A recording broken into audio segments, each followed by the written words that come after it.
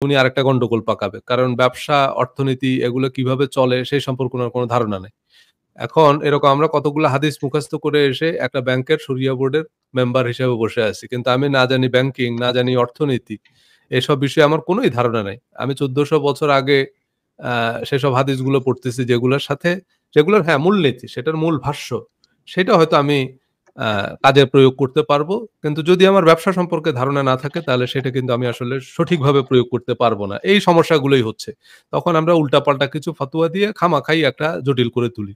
এই ব্যাংকিং হারাম, ওইটা হারাম, এটা এই, ওইটা ওই। মানে আল্টিমেটলি আমাদের কাছে কনসেপ্টটা ক্লিয়ার না। কারণ এখনকার যে ব্যাংকিং ব্যবস্থা সেসব জিনিসগুলো কিন্তু একটা সময় ছিল না। মানে আমরা যদি সেই ফতুয়া আলমগীরের যুগেও যাই সে সময়ও কিন্তু এখনকার এই ব্যাংক ব্যবস্থার কোনো ধারণাই ছিল না। সো ঠিক এই একই কথাগুলো রাজনীতির বেলাতেও প্রযোজ্য। কোরআনে এবং হাদিসে কিছু রাজনৈতিক বক্তব্য আছে। কিন্তু আমাদের এই যে আধুনিক যে রাষ্ট্র ব্যবস্থা, একটা আধুনিক রাষ্ট্র কিভাবে চলে, আধুনিক যে বিশ্ব ব্যবস্থা, এখনকার যে ওয়ার্ল্ড অর্ডার, সে সম্পর্কে বিশ্ব রাজনীতি, সে সম্পর্কে যাদের কোনো ধারণা নাই, তারা এইসব আ এই মানে রাজনৈতিক আয়াতগুলো বা মানে হাদিস বা ইসলামের ইতিহাস থেকে যেসব রেফারেন্স আমরা পড়ি, সেগুলোকে যখন আমরা প্রয়োগ করতে যাব, সেগুলোকে আমরা এমনভাবে প্রয়োগ করব, এমন মানে আ তখন আল্টিমেটলি আমাদের জন্য অনেক প্রশ্নের উত্তর দেওয়া ডিফিকাল্ট হয়ে যাবে। তখন আমরা একটা ভজঘট লাগিয়ে দিব আরকি। যে কথাটা আমরা এর আগেও অনেক আলোচনায় বলেছি যে, কিতাবের তথ্য আর বাস্তবের সত্য। সেখানে যখনই আমরা একটা অমিল দেখব, তখনই আমরা বুঝবো যে না তাহলে আমাদের বুঝায় কোনো একটা ভুল আছে। আমরা কিতাব যেটা বলতে চাচ্ছে আমরা আসলে সেটা বুঝি নাই। আমরা উল্টাটা বুঝছি। সো এখনকার পৃথিবীতে রাষ্ট্র হচ্ছে মানুষের।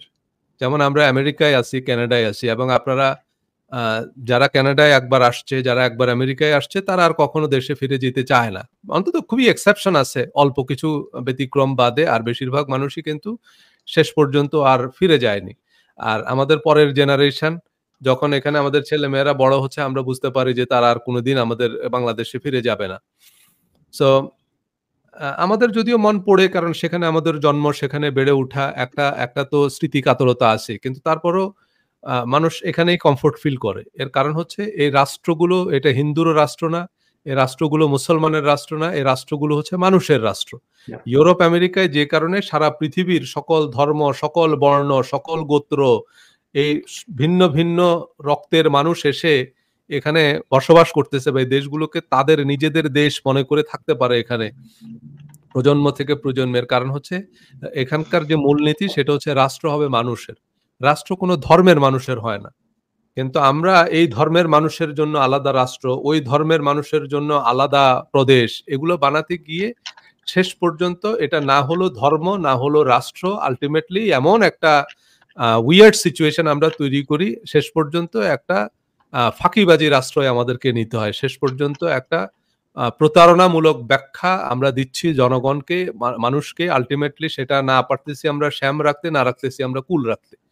সো এইরকম একটা সিচুয়েশন এবং এটার এখন একটা প্র্যাকটিক্যাল এক্সাম্পল তো লাগবে, সেইটা হচ্ছে পাকিস্তান। আমরা জানি যে এই যে পাকিস্তান সৃষ্টি, এই যে ভারতের ভাঙ্গন, সেইটার সাথে অনেক মানবিক বিপর্যয় আছে এবং আমরা একটা বিষয় হচ্ছে যেটা, সেটা হচ্ছে আমরা ইতিহাস নিয়ে কেন আলোচনা করতেছি যাতে আমরা ইতিহাস থেকে শিক্ষা নিতে পারি। Exactly. কারণ ইতিহাস আমরা এজন্যই পড়ি যে ইতিহাসে আমাদের যে ভুলগুলো হয়েছে সেখান থেকে যেন আমরা লেসন নিতে পারি। সেটা হচ্ছে আমাদের জন্য খুবই গুরুত্বপূর্ণ, খুবই জরুরি। সো আমরা এই যে পাকিস্তানের সৃষ্টি এবং পাকিস্তানের এই যে জন্ম-মৃত্যু, এর সাথে যে আম ধোঁকাবাজি, এর সাথে যে ফাঁকিবাজি এবং এর সাথে যে মানবিক বিপর্যয়, কত মানুষের রক্ত আর চোখের জলে যে আমাদের ভাষা, সভ্যতা, আমাদের যে ভ্রাতৃত্ব, সেসব জিনিসগুলো যে ভেসে গেল এই মানে ভারত-পাকিস্তান ভাঙ্গনের মধ্য দিয়ে, সেটা আমরা মোটামুটি জানি। আমাদের ছোটবেলায় আমরা গল্পে পড়েছি যে একটি তুলসী গাছের আত্মকাহিনী। সেগুলো যারা পড়েছেন তাদের এখনো মনে আছে। যে এই যে দেশ বিভাগ, এই যে মানুষ ভিটামাটি ফেলে তার চিরচেনা যে যেখানে সে বেড়ে উঠেছে সেখান থেকে গিয়ে আজকে পাকিস্তানের মানুষ ভারতে, ভারতের মানুষ পাকিস্তানে এই যে মানবেতর জীবনযাপন করতেছে। এই যে হৃদয় বিদারক একটা বাস্তবতা। সো সেই জিনিসগুলো আমরা একটু chronologically দেখব যে এই অকারণ রক্তক্ষয়, এই অকারণ আ আ মানে অশ্রুজল, এর এই যে ধর্মের নামে, ধর্মের নামে এই যে অমানবিক একটা সিদ্ধান্ত, এই যে একটা মানবিক বিপর্যয় ডেকে নিয়ে আসলো। শুধু এই যে এই ধর্মের মানুষের জন্য আলাদা দেশ, ওই ধর্মের মানুষের জন্য আলাদা দেশ। কিন্তু সেটার আসলে বাস্তবতা কি? সেটার আসলে ফলাফল কি? সেসব জিনিসগুলোই আমরা জানবো। এই বিষয়টা নিয়ে অনেকদিন ধরে গবেষণা করেছেন আমাদের আজকের অতিথি আ জনাব হাসান মাহমুদ, বিশিষ্ট কবি, গবেষক, আ দার্শনিক, চিন্তাবিদ। তো আমরা উনার কাছ থেকে শুনবো এই যে পাকিস্তান সৃষ্টি, এর পিছনে যে আ ধর্মের নামে যে জালিয়াতি এবং এই যে মানবিক বিপর্যয় এবং এর সাথে যে একটা মিথ্যা প্রতারণা জড়িত, সেসব জিনিসগুলো আমরা আগে একটু বোঝার চেষ্টা করব উনার কাছ থেকে। জি, প্লিজ। সবাইকে আসসালামু আলাইকুম। আশা করি সবাই ভালো আছেন। সজল হোসেন, আপনাকে ধন্যবাদ। আজকের টপিকটা পাকিস্তান। আমার জন্ম পাকিস্তান হওয়ার ঠিক পরেই, কাজে ছোটবেলায় আমি পাকিস্তান জাতির মন মানুষটা দেখেছি। আমার আমার আব্বা আম্মাদের জেনারেশন এটা নিয়ে কত আবেগে আনন্দিত ছিলেন, আবার কষ্ট ছিল, কেননা অনেক লোক মারা গেছে, অনেক লোক উদ্বাস্তু হয়েছে। এখন পাকিস্তান সৃষ্টিটা ছিল কি ছিল, দ্বিজাতি তত্ত্ব কি ছিল, ওদিকে আমি যাব না, কেননা ওটা অন্য একটা বিষয়, বিশাল বিষয়। আর পাকিস্তান রাষ্ট্রের জন্মের পেছনে কি কি ফাউন্ডেশন গুলো কোথায় কোথায় ফাঁকও ছিল, ফাঁকিও ছিল, এই যে জন্ম মিথ্যা রাষ্ট্র নাম দিয়েছেন সজল হোসেন, সে কথাটাকে আমরা দেখব। দলিলে কি বলে আমি বলছি না, আমি এই দলিলগুলো আপনাদের কাছে ওই যে পোস্টম্যানের মতো পৌঁছে দেব। শুরু থেকেই পাকিস্তানকে ডমিনেট করেছে কিন্তু পাঞ্জাবি চক্র। সিন্ধুকেও করেছে, বেলুচিস্তানকেও করেছে, পাখতুনিস্তানকেও করেছে, আমাদেরকেও করেছে। আর আমাদের প্রতি ওদের একটা আলাদা রকম মনোভাব ছিল, কারণ আমরা ছিলাম মেজরিটি। ওরা খুব মুসলিম ভাই ভাই করতো, আমরাও বলে যেতাম। আমরা সতর্ক ছিলাম না, সেই জন্য আমাদেরকে এত বছর ধরে এত ঠকিয়েছে। প্লাস আমাদের ভেতরে ওদের পদলেহি কিছু নেতা ছিল আমাদের। এখন প্রথমে আমরা একটা জিনিস মাথায় রাখি, তারপরে এগোবো এয়ারওয়াইজ। যে ভারতবর্ষের মুসলিমদের মধ্যে সবচেয়ে বেশি মুসলিম বাস করে এমন প্রদেশ হচ্ছে বাংলা। এটা মোটামুটি 39% আমরা বাঙালি মুসলমান। প্রথমে কথাটা ওঠে 1918 সালের দিকে, এমনি কথাবার্তা চলতে থাকে যে ভারতের মুসলমানদের আলাদা একটা রাষ্ট্র হওয়া উচিত। একদল বলতে থাকে, লিখতে থাকে প্রবন্ধ, অন্য দল আবার বলতে থাকে না এটা ঠিক হবে না। হ্যাঁ, দুই দিকেই সবাই যুক্তি দিয়ে কথাটা ধীরে ধীরে বিবর্তিত হতে হতে হতে হতে 1930 সালে এলাহাবাদের মুসলিম লীগের অধিবেশনে এটাকে ফর্মালি আনুষ্ঠানিকভাবে গ্রহণ করা হয়। মুসলিম লীগ করে, তার আগে বলে নেই যে দল তো দুটোই ছিল, প্রধান দল, all India Muslim League, all India Congress. Interestingly all India Congress বা প্রতিষ্ঠা করেন সুরেন্দ্রনাথ ব্যানার্জি 1886 সালে বম্বেতে, উনি বাঙালি। মুসলিম লীগ প্রতিষ্ঠা করেন নবাব স্যার সলিমুল্লাহ ঢাকায় 1906 সালে, উনিও বাঙালি। তো সেই মুসলিম লীগের অধিবেশনে 1930 সালে কনভেনশনে প্রথম যে সভাপতি আল্লামা ইকবাল কি দাবি করেন, আমি উদ্ধৃতি দিচ্ছি, এই থেকে আপনারা বুঝতে পারবেন যে তারা আমাদেরকে কি চোখে দেখতো। তারা আমাদেরকে কি চোখে দেখতো, এটা এটা এই না, কোথায় গেল বইটা, আমি দেখাবো, অবশ্যই দেখাবো। যখন জেনারেল খাদিম রাজা এলেন 71-এ, হ্যাঁ, তখন সিদ্দিক সালিকের বই আমি গত অনুষ্ঠানে দেখিয়েছি, কোথায় গেল, এখানে তো ছিল। যাই হোক, তখন উনি ঢাকায় নেমে প্রথমেই প্রশ্ন করেছিলেন যে তুমি তোমার বন্দিনীদেরকে, 71-এর কথা বলছি, বন্দিনী মানে কারা, আমাদের মা বোনরা, কবে তুমি বন্দিনীদেরকে আমার হাতে তুলে দিচ্ছ। ওরা এই মনোভাব নিয়ে আমাদের দেখেছে একেবারে প্রথম থেকে, 47 সাল থেকে, তারও আগে থেকে। দাস, হ্যাঁ, দাসের মনোভাব নিয়ে দেখেছে, প্রজার মনোভাব নিয়ে দেখেছে। দাসের কথা উঠাতে একটু মনে পড়লো, একটু অফ টপিক হলেও একটু বলে রাখি। দাসের উপরে আমরা তো একটা অনুষ্ঠান করেছিলাম। সন্দ্বীপের দিকে যাদের বাড়ি, একটু অফ টপিক কিন্তু আমার বলতে ইচ্ছে করছে, সন্দ্বীপের দিকে যাদের বাড়ি তারা একটু খেয়াল করবেন, আমাদেরই পূর্বপুরুষ, ওদেরকে সিবাস্তিন গঞ্জালেস নামে একটা বিশাল জলদস্যু সর্দার ওখানে থাকতো, বে অফ বেঙ্গল, বঙ্গোপসাগরে জাহাজের মধ্যে। সে প্রায় মেইনল্যান্ডে এসে খুন, জখম, রেপ করতো এবং হাজার হাজার শত শত বাঙালিকে ওই এলাকার ধরে নিয়ে ইউরোপে গিয়ে বিক্রি করতো। যাই হোক, ফিরে আসি টপিকে। উনি বলছেন আল্লামা ইকবাল 1930 সালে এলাহাবাদ মুসলিম লীগের জেনারেল কনভেনশনে, জেনারেল কনভেনশন হচ্ছে হাইয়েস্ট বডি, সেখানে বলছেন I would like to see the Punjab north west frontier province of Pakistan, যেটা আছে, Sindh and Balochistan amalgamated to one single state. মানে কি, আমি পাঞ্জাব, উত্তর পশ্চিম সীমান্ত প্রদেশ, সিন্ধু ও বেলুচিস্তানকে একটি একত্রীভূত রাষ্ট্র হিসেবে দেখতে চাই। টু মি এটাই হচ্ছে ওখানকার মুসলিমদের ফাইনাল ডেস্টিনেশন। আমরা 39% ভারতীয় মুসলমান, আমরা কোথায় গেলাম? এই ছিল তাদের মানসিকতা প্রথম থেকে। একটা প্রমাণ দিলাম।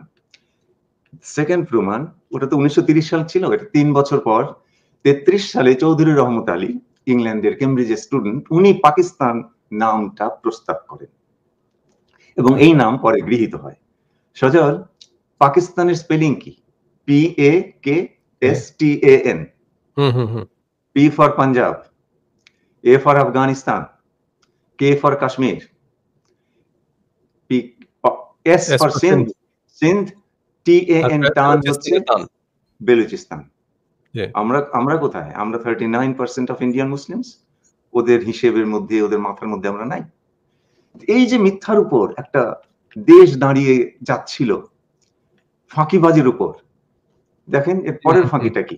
মিথ্যা। এই যে মিথ্যা রাষ্ট্র মিথ্যার উপর দাঁড়াচ্ছে তার 7 বছর পর 1940-তে লাহোর মুসলিম, মানে লাহোর অধিবেশনে মুসলিম লীগের, সেখানে আনুষ্ঠানিকভাবে পাকিস্তান প্রস্তাব গৃহীত হয়। ওই জন্য ওটার নাম পাকিস্তান প্রস্তাব। ফজলুল হক করেছিলেন 23 মার্চ। আমরা ছোটবেলায় 23শে মার্চ ছুটি উপভোগ করতাম পাকিস্তান আমলে। ওটাই পাকিস্তান প্রস্তাব নামে খ্যাত। এখন পাকিস্তান প্রস্তাবে কি? পাকিস্তান প্রস্তাবে বাংলায় করে পড়ি, ওকে, আগে ইংরেজিটা পড়ি। North western and eastern Jones of India, Jones বহুবচন, should be grouped to constitute independent states, একসাথে করে আলাদা স্বাধীন রাষ্ট্রগুলো বানাতে হবে, in which the constituent units shall be autonomous and sovereign। এই রাষ্ট্রগুলি স্বাধীন এবং সার্বভৌম হইবে। বাংলা থেকে পড়ি, এটা ছোট্ট একটা হ্যান্ডবুক, ইনি অ্যাম্বাসেডর ছিলেন কামরুদ্দিন আহমেদ। পৃষ্ঠা 72, লাহোর প্রস্তাব। উত্তর পূর্ব ভারতের বাংলা, আসাম এবং উত্তর পশ্চিম ভারতের পাঞ্জাব, সীমান্ত প্রদেশ, সিন্ধু ও বেলুচিস্তান, যেখানে মুসলমানেরা সংখ্যাগরিষ্ঠ, ইত্যাদি অঞ্চল নিয়ে পাকিস্তান অঞ্চল নামে একটি স্বাধীন সার্বভৌম রাষ্ট্র গঠন করা হোক। এইটা কিন্তু 1946-এ, আমি একটু ভুল পড়লাম, আসলে লাহোর প্রস্তাবটা প্রথমে পড়ি। লাহোর প্রস্তাব, এটা চেঞ্জ আসলে। লাহোর প্রস্তাবে কি লেখা ছিল? হ্যাঁ, এই প্রস্তাবে গৃহীত হইল যে উত্তর পশ্চিম এবং পূর্বের দিকে গায়ে গায়ে লেগে থাকা মুসলিম প্রধান অঞ্চলগুলো একত্রিত করে ইন্ডিপেন্ডেন্ট স্টেটস গঠন করা হবে। হ্যাঁ, যেটা আমি একটু আগে বললাম সেটা ঠিক আছে। That was in 1940। 46-এ দুটো ক্রিটিক্যাল ঘটনা ঘটে। তার মধ্যে একটা হচ্ছে যে ওই যে পাকিস্তান প্রস্তাবে আলাদা স্টেটস প্রস্তাব গ্রহণ করা হয়েছিল জেনারেল কনভেনশনে, হাইয়েস্ট বডি, সেটাকে চেঞ্জ করে ওই এসটা বাদ দিয়ে দুটোকে স্টেট করা হলো, একটা দেশ গড়ার, ওটাকে চেঞ্জ করা হলো আর কি। চেঞ্জটা কে করলো? মুসলিম লীগের লেজিসলেটিভ অ্যাসেম্বলি, ছোট্ট একটা বডি।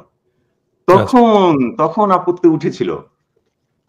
আবুল হাসেম বলেছিলেন যে আপনারা জেনারেল কনভেনশন, আনুষ্ঠানিক একটা সিদ্ধান্ত, সেটা আপনারা ড্রয়িং রুমে বসে কি করে চেঞ্জ করে ফেলেন? ওটা তো আপনাদের ইখতিয়ারই নাই। মিথ্যার উপর। জিন্নার জবাব কি ছিল? বিতর্কের সময় জিন্না সাহেব মন্তব্য করলেন, স্টেটস শব্দটির শেষে এস, ইংরেজিতে উনি বলেছিলেন যে ইট ওয়াজ এ টাইপিং মিস্টেক। আচ্ছা, ইট ওয়াজ এ টাইপিং মিস্টেক। তো এইভাবে আমাদেরকে ঠকানো হচ্ছিল এবং এটা করার অধিকার ওদের ছিল না। আচ্ছা, এখন আমরা আসি পাকিস্তানের 56% ছিলাম আমরা ইস্ট পাকিস্তানিরা, 44% ছিল ওরা। কিন্তু ফার্স্ট পার্লামেন্টের দিকে আপনি তাকান, আমাদের এমপি 38 জন, ওদের এমপি 41 জন। আরেকটা মিথ্যা না? পাকিস্তান এভাবে বারবার তার নিজেদের সাথে প্রতারণা করেছে। বঞ্চনার খতিয়ান অনেক লম্বা। আমি এই বইয়ের থেকে দুই একটাই পড়ে শোনাই। এই বইটা আমার বই, এই বইটা মার্কেটে এখন নাই। হ্যাঁ, আগামী বই মেলাতে আসবে।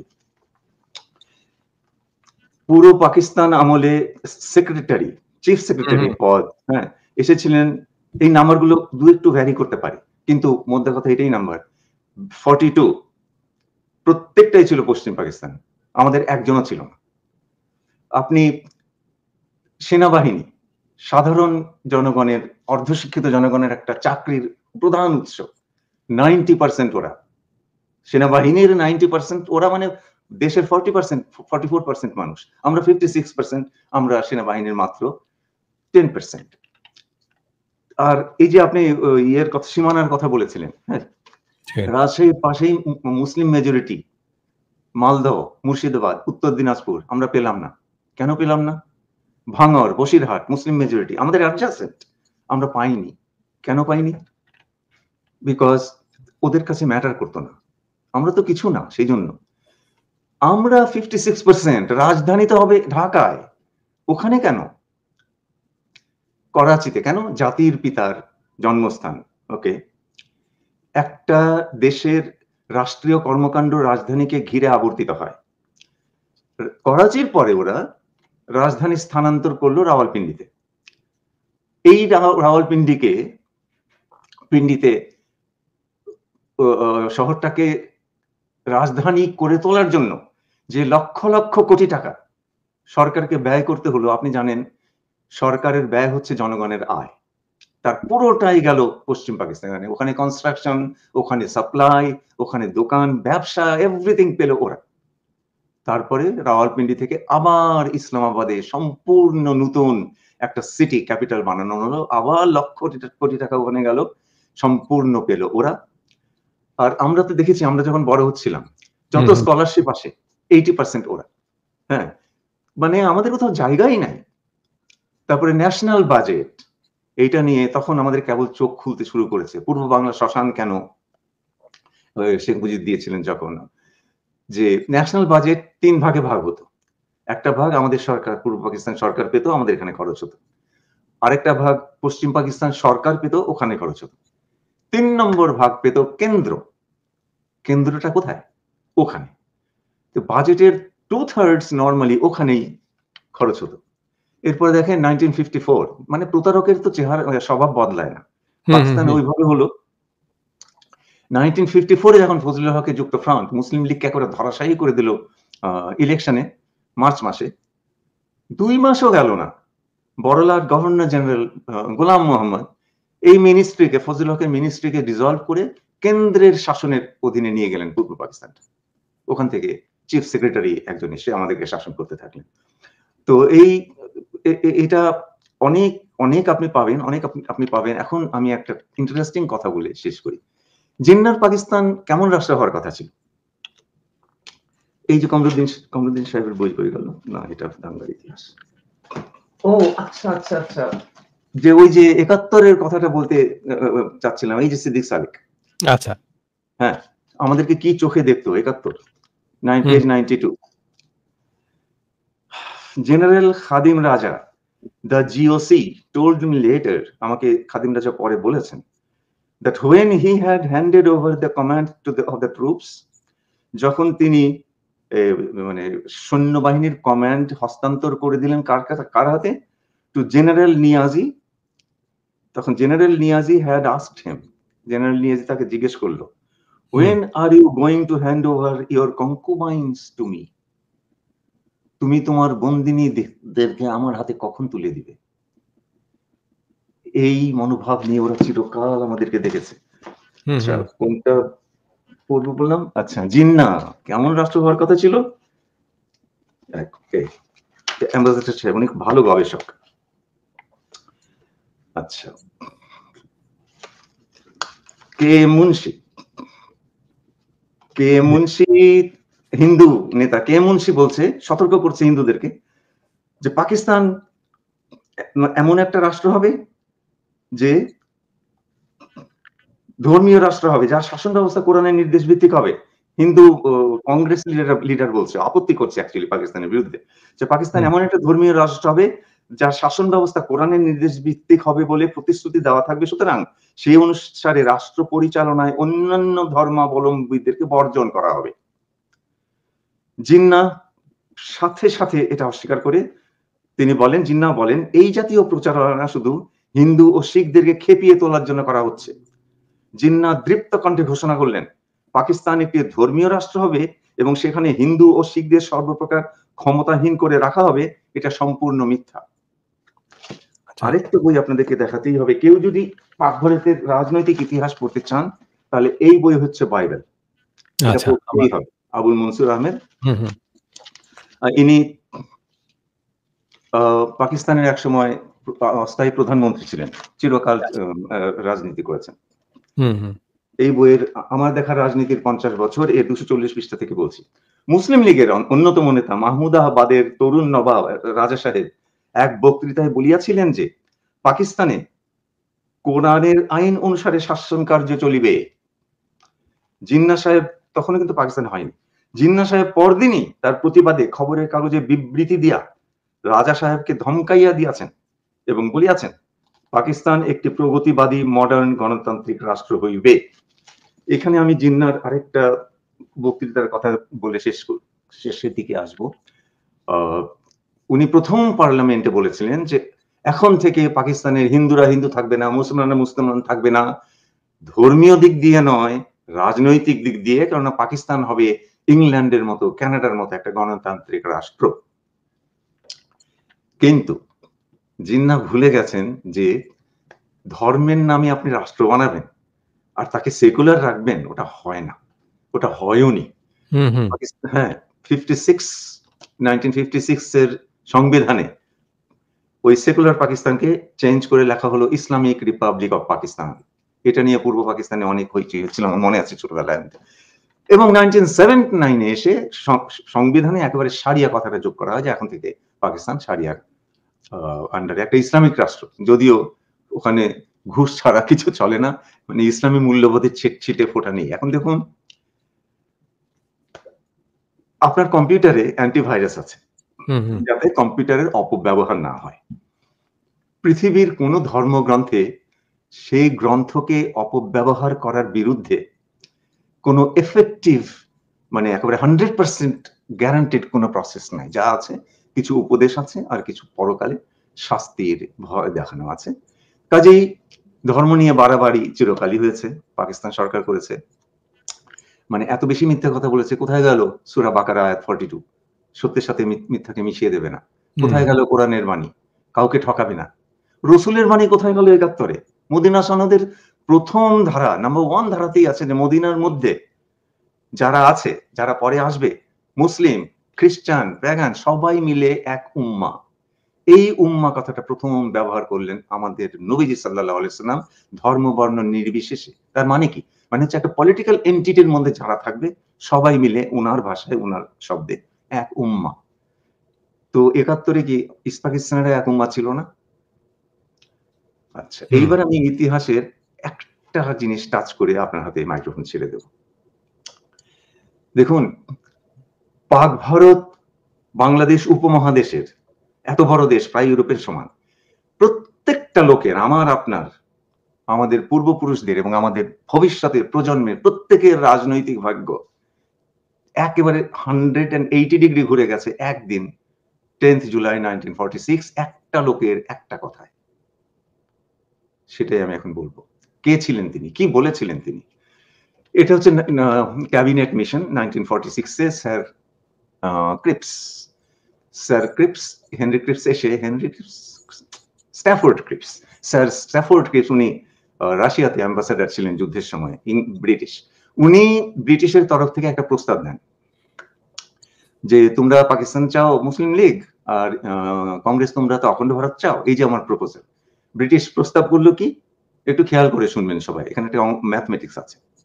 3টা জোনে ভাগ হয়ে ইন্ডিয়া থাকবে কিন্তু 3টা জোন একটা ফেডারেশনের মতো হবে। আমেরিকায় যেমন অনেকগুলো স্টেটস আছে না, কানাডায় অনেকগুলো স্টেটস আছে, সবগুলো স্টেট মিলে একটা ফেডারেশন। ভারতে স্বাধীন হবে 3টা অঞ্চল নিয়ে, অঞ্চলই বলি। অঞ্চল এ হচ্ছে যেটা এখন ভারত, অঞ্চল বি হচ্ছে যেটা এখন পাকিস্তান মোটামুটি, অঞ্চল সি হচ্ছে আমাদের বাংলাদেশ মানে বাংলা, বেঙ্গল প্রেসিডেন্সি আর আসাম নিয়ে। ব্রিটিশ চলে যাবে, সেন্টার থাকবে, সেন্টারের কিছু অধিকার থাকবে, যেমন সৈন্যবাহিনী, কারেন্সি, ফরেন পলিসি। বাদ বাকি সব এই প্রদেশগুলো নিজেদের আইন বানাবে, নিজেদের সম্পদ ভোগ করবে, ইত্যাদি ইত্যাদি। আমাদের 6 দফার কাছাকাছি অ্যাকচুয়ালি। 10 বছর এরকম চলবে। 10 বছর পর গণভোট হবে। কোন অঞ্চল যদি ফেডারেশনে থাকতে চায় থাকতে পারবে, যদি ফেডারেশনে না থেকে স্বাধীন হতে চায় সেই অধিকারও তার থাকবে।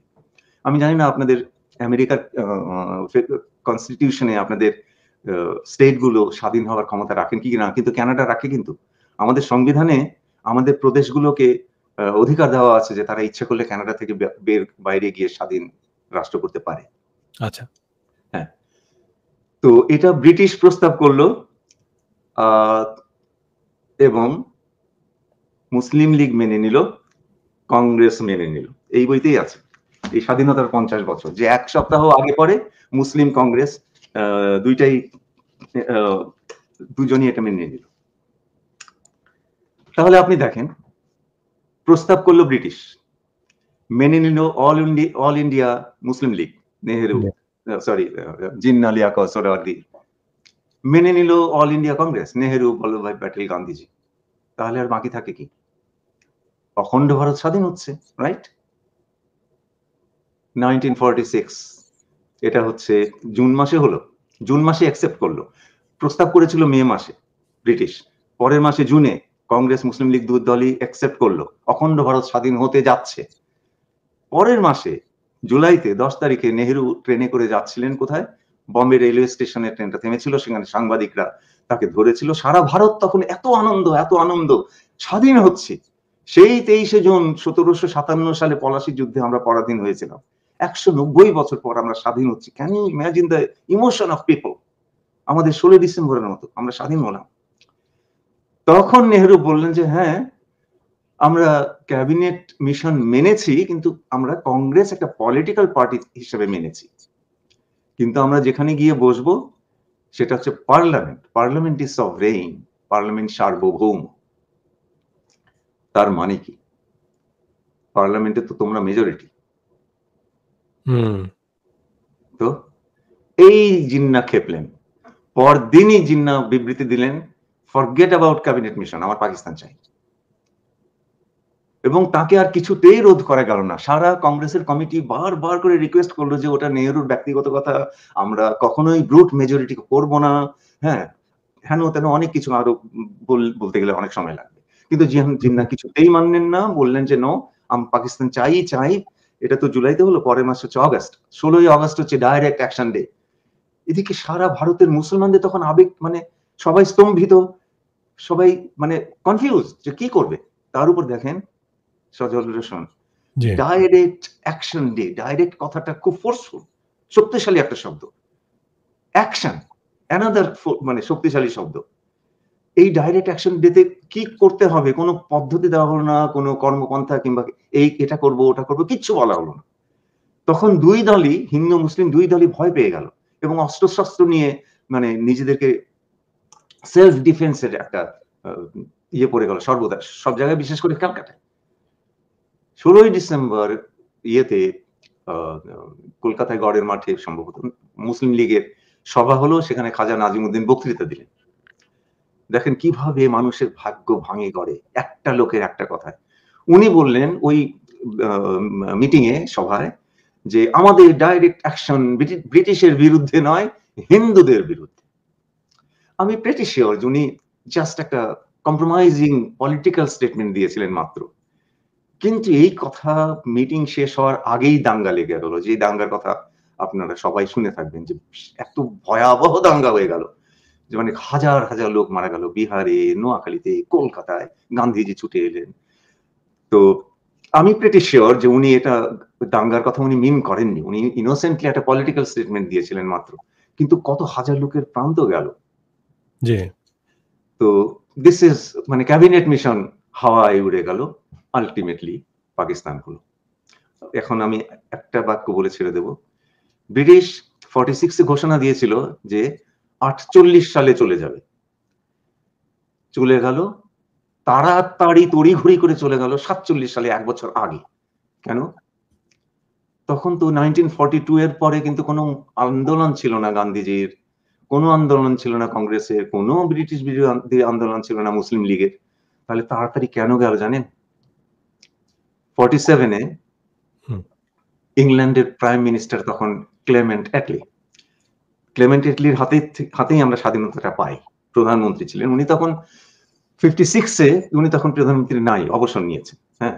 উনি কলকাতায় বেড়াতে এসে কলকাতার মুখ্যমন্ত্রী, তখন তো ভারত হয়ে গেছে, পশ্চিমবঙ্গের মুখ্যমন্ত্রী ফণীভূষণ, তার সাথে কথা বলেছিলেন। তো ফণীভূষণ তাকে জিজ্ঞেস করেছিলেন এই কথাটাই, যে আপনাদের উপর তো কোনো চাপ ছিল না। আপনারা 46 এ বললেন যে 48 এ যাবেন। হঠাৎ করে 47 এ গেলেন কেন? খুব তাড়াহুড়া করে গেলেন। কি ব্যাপার? এটা কি মানে অল ইন্ডিয়া কংগ্রেসের চাপে ছিল? চাপে ছিলেন গান্ধীজির? তখন রিপোর্টে কি বলে 1956 উনি বললেন, উনি উনার নাক ঠোঁট বেঁকাইয়া চিবিয়ে বললেন, চিবিয়ে বললেন যে ওটা ছিল মিনিমাল। মানে কংগ্রেসটা কোনো কারণই না, অন্য কারণ। সেই কারণটা যদি কখনো সুযোগ হয় আপনাদের বলবো অবিশ্বাস্য। কংগ্রেস মুসলিম লীগের আন্দোলনে ব্রিটিশ তাড়াহুড়ো করে পালিয়ে যায়নি, যেভাবে গেছে ওটাকে পালানো বলে। হ্যাঁ, অন্য কারণে গেছে। সেটা মানে আমরা পরে জানছি। Over to you. জি। জি, ধন্যবাদ। অনেক গুরুত্বপূর্ণ তথ্য আমরা জানলাম। আ এটা শুধু বই পুস্তক না, একই সাথে বাস্তব অভিজ্ঞতা। কারণ সেই সময়ের আ আ যে প্রভাব, মানে এই যে রাজনৈতিক নেতাদের এই সিদ্ধান্তের কারণে আ আমাদের গ্রাম বাংলার যে জীবনযাত্রা, যেমন আমরা এখনো আ আমরা যারা আমার জন্ম অনেক পরে। সো আমরা এখনো দেখি আমাদের এই অঞ্চলে এখনো বেশিরভাগ আ বেশিরভাগ গ্রামের নাম হচ্ছে হিন্দুদের নামে। আমাদের লক্ষ্মীপুর, রামগঞ্জ, রায়পুর, তাই না? হুম, তারপরে কাশীনাথপুর। তো আমরা দেখতেছি যে এই অঞ্চলে হিন্দুদের বসবাস ছিল। মানে এখন আমরা অনেক হিন্দুরা এখান থেকে সরে গিয়েছে। আবার অনেকেই হিন্দুস্থান থেকেও কিন্তু তাদেরকে ডিসপ্লেসড হতে হয়েছে। একটা বিরাট মানবিক বিপর্যয়।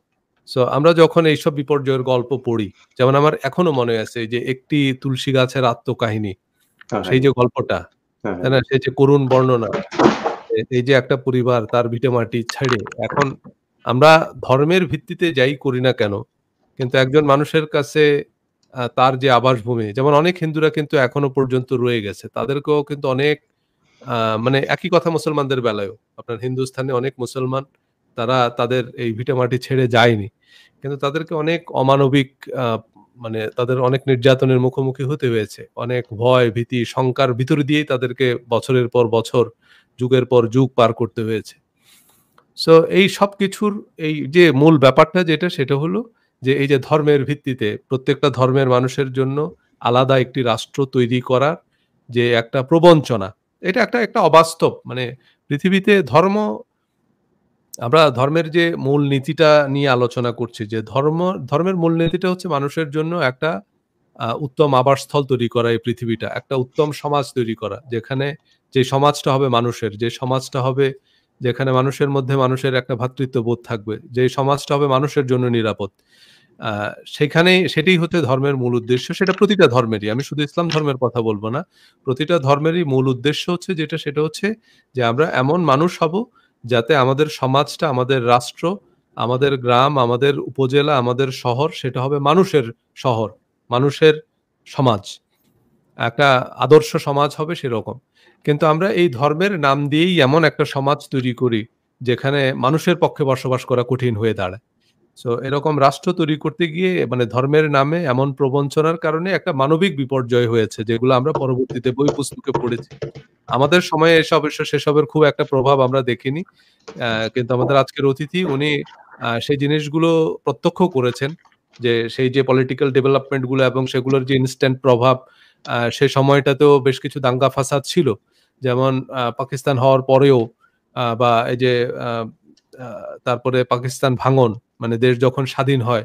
তো এই যে পাকিস্তানের জন্ম যে একটা মিথ্যার উপরে ভিত্তি করে, এবং সেই রাষ্ট্রের আবার যখন ভাঙন, সেটার সাথে এই যে মানবিক বিপর্যয়গুলো, কিন্তু এখানে আসলে ধর্মের কোনো প্লেস নাই। ধর্মটাকে আমরা টেনে এনে ধর্মটাকে আমরা একটা প্রবঞ্চনার হাতিয়ার হিসেবে ব্যবহার করেছি। রাজনীতির হাতিয়ার হিসেবে ব্যবহার করেছি। এভাবে যুগে, যুগে ধর্মটাকে আমরা রাজনীতির হাতিয়ার হিসেবে ব্যবহার করেছি। এখনো পর্যন্ত সেটা হচ্ছে। আমরা আগামী পর্বে একটা গুরুত্বপূর্ণ বিষয় নিয়ে আলোচনা করব। সেটা হচ্ছে আমাদের সংস্কৃতির সাথে, আমাদের জীবনযাত্রার সাথে কিছু আ আ মানে আমাদের কিছু কালচারাল কিছু ইভেন্ট আছে যেগুলো আমরা সেলিব্রেট করি।